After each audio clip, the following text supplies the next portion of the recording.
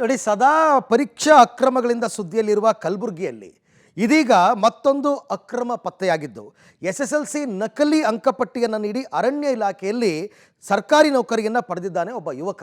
ಆ ಯುವಕ ಯಾರು, ಏನಿದು ಅಂಕಪಟ್ಟಿಯ ಮಾಫಿಯಾ ಅಂತೀರಾ? ಈ ಸುದ್ದಿ ನೋಡಿ ನಿಮ್ಗೆ ಗೊತ್ತಾಗುತ್ತೆ. ಕಲಬುರಗಿಯಲ್ಲಿ ಮತ್ತೆ ನಕಲಿ ಅಂಕಪಟ್ಟಿಯ ಸದ್ದು. ನಕಲಿ ಅಂಕಪಟ್ಟಿ ನೀಡಿದ ವ್ಯಕ್ತಿಯ ಅಸಲಿ ಬಣ್ಣ ಬಯಲು. ನಕಲಿ ಅಂಕಪಟ್ಟಿ ಸಲ್ಲಿಸಿ ಸರ್ಕಾರಿ ನೌಕರಿ ಪಡೆದ ವಂಚಕ. ಎಸ್, ಕಲಬುರಗಿ ಅಂದ್ರೆ ಸಾಕು ಪರೀಕ್ಷಾ ಅಕ್ರಮ ಅಂದ್ರೆ ಕಲಬುರಗಿ ಎನ್ನುವಂತಾಗಿದ್ದು, ಇದೀಗ ಅದರ ಸಾಲಿಗೆ ಮಗದೊಂದು ಅಕ್ರಮ ಸೇರ್ಪಡೆಯಾಗಿದ್ದು, 2023 ಡಿಸೆಂಬರ್ 21ರಂದು ಆನ್ಲೈನ್ ಮೂಲಕ ಅರಣ್ಯ ಇಲಾಖೆಯಲ್ಲಿ ಖಾಲಿ ಇರುವ ಅರಣ್ಯ ವೀಕ್ಷಕ ಹುದ್ದೆಗೆ ಅರ್ಜಿ ಆಹ್ವಾನಿಸಲಾಗಿತ್ತು. ಈ ಹುದ್ದೆ ಗಿಟ್ಟಿಸಿಕೊಳ್ಳಲು ಕಲಬುರಗಿಯ ಕಡಣಿ ಗ್ರಾಮದ ಬೀರಪ್ಪ ಎಂಬ ಯುವಕ ನಕಲಿ SSLC ಅಂಕಪಟ್ಟಿ ನೀಡಿ ಅರಣ್ಯ ವೀಕ್ಷಕ ಹುದ್ದೆ ಪಡೆದಿದ್ದಾನೆ.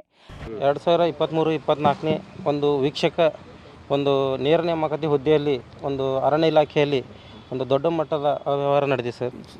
ಶ್ರೀ ಬೀರಪ್ಪ ಶಿವಪುತ್ರ ಅನ್ನೋಂಥ ವ್ಯಕ್ತಿ SSLC ಅಂಕಪಟ್ಟಿ 318 ಇದ್ದರೂ ಕೂಡ ಒಂದು ನೇರ ನೇಮಕಾತಿಯಲ್ಲಿ ಅರ್ಜಿ ಸಲ್ಲಿಸಿ ಒಂದು ನಕಲಿ SSLC ಅಂಕಪಟ್ಟಿಯನ್ನು ರೆಡಿ ಮಾಡಿಕೊಂಡು 605 ಅಂಕವನ್ನು ಅದರಲ್ಲಿ ನಮೂದಿಸಿ ಇಲಾಖೆಗೆ ಒಂದು ಅರ್ಜಿ ಹಾಕುವಲ್ಲಿ ಸಲ್ಲಿಸಿರ್ತಾರೆ. ಒಂದು ಸೇರ್ಪಡೆ ಮಾಡಿ ಒಂದು ನಕಲಿ ಹುದ್ದೆಗೆ ಅವನನ್ನು ಸೇರ್ಪಡೆ ಮಾಡಿಕೊಂಡಿರ್ತಾರೆ. ಸಹಾಯ ಮಾಡದಂಥ ಒಂದು ಭ್ರಷ್ಟ ಅಧಿಕಾರಿಗಳ ವಿರುದ್ಧ ಕೂಡ ಕಾನೂನು ಕ್ರಮ ಕೈಗೊಳ್ಳಬೇಕು. ಅಸಲಿಗೆ ಬೀರಪ್ಪ SSLCಯಲ್ಲಿ 318 ಅಂಕ ಮಾತ್ರ ಪಡೆದಿದ್ದಾನೆ. ತನ್ನ ಅಸಲಿ ಅಂಕಪಟ್ಟಿಯ ಬದಲು 2014 ಏಪ್ರಿಲ್ನಲ್ಲಿ ನಡೆದ SSLC ಪರೀಕ್ಷೆಯಲ್ಲಿ 625ಕ್ಕೆ 605 ಅಂಕ ಪಡೆದಿರುವುದಾಗಿ ಅಂಕಪಟ್ಟಿ ಸಲ್ಲಿಸಿ ಅರಣ್ಯ ವೀಕ್ಷಕ ಹುದ್ದೆ ಪಡೆದಿದ್ದಾನೆ. ಇನ್ನು ಬೀರಪ್ಪ ನಕಲಿ SSLC ಅಂಕಪಟ್ಟಿ ನೀಡಿರುವ ಬಗ್ಗೆ ಅರಣ್ಯ ಇಲಾಖೆಯ ಕೆಲ ಅಧಿಕಾರಿಗಳಿಗೆ ತಿಳಿದಿದ್ರೂ ಸಹ ಸೈಲೆಂಟ್ ಆಗಿರುವುದು ಹಲವು ಅನುಮಾನಕ್ಕೆ ಕಾರಣವಾಗಿದೆ. ಈ ಬಗ್ಗೆ ಅರಣ್ಯ ಇಲಾಖೆಯ IFS ಸುಮಿತ್ ಕುಮಾರ್ ಅವರನ್ನ ಕೇಳಿದ್ರೆ, ಬೀರಪ್ಪ ನಕಲಿ ಅಂಕಪಟ್ಟಿ ಪರಿಶೀಲನೆ ನಡೆಸಿದಾಗ ಸಾಬೀತಾಗಿದೆ. ಹೀಗಾಗಿ KCSR ನಿಯಮದ ಪ್ರಕಾರ ಆತನ ಹುದ್ದೆ ರದ್ದು ಮಾಡಿರುವುದಾಗಿ ಹೇಳಿದ್ದಾರೆ. ಬೀರಪ್ಪ ಅಂತ ಒಬ್ಬರು ಆಯ್ಕೆ ಆಗಿದ್ದಾರೆ. ಲಾಸ್ಟ್ ವೀಕಲ್ಲಿ ನಮಗೆ ತಿಳಿದು ಬಂದಿದೆ, ಅಂದರೆ ಅವ್ರದ್ದು ಇದು ಇದೆ ಅಂತ, ಮಾರ್ಕ್ಸ್ ಕಾರ್ಡ್ ಏನು 10th ಹಾಕಿದ್ದಾರೆ ಅದು ಫೇಕ್ ಇದೆ ಅಂತ, ಫೋರ್ಜರಿ ಮಾಡಿದ್ದಾರೆ. ಅದು ನಾವು ವೆರಿಫೈ ಮಾಡಿದ್ದೀವಿ. ಅದೇ ಪ್ರಕಾರ ಅದು ಏನು ಇದು ಇದೆ ಅದು ನಿಜ, ಫೋರ್ಜರಿ ಮಾಡಿದ್ದಾರೆ, ಅದು ಕನ್ಫರ್ಮ್ ಆಗಿದೆ.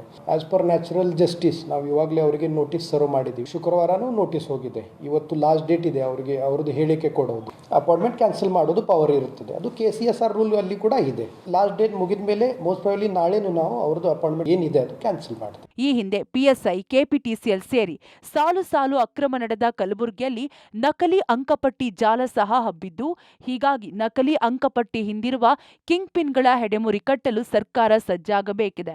ಆಗ ಮಾತ್ರ ಅಸಲಿ ಫಲಾನುಭವಿಗಳಿಗೆ ನೌಕರಿ ಭಾಗ್ಯ ಸಿಗುತ್ತದೆ. Praveen Reddy, public TV, Kalaburagi.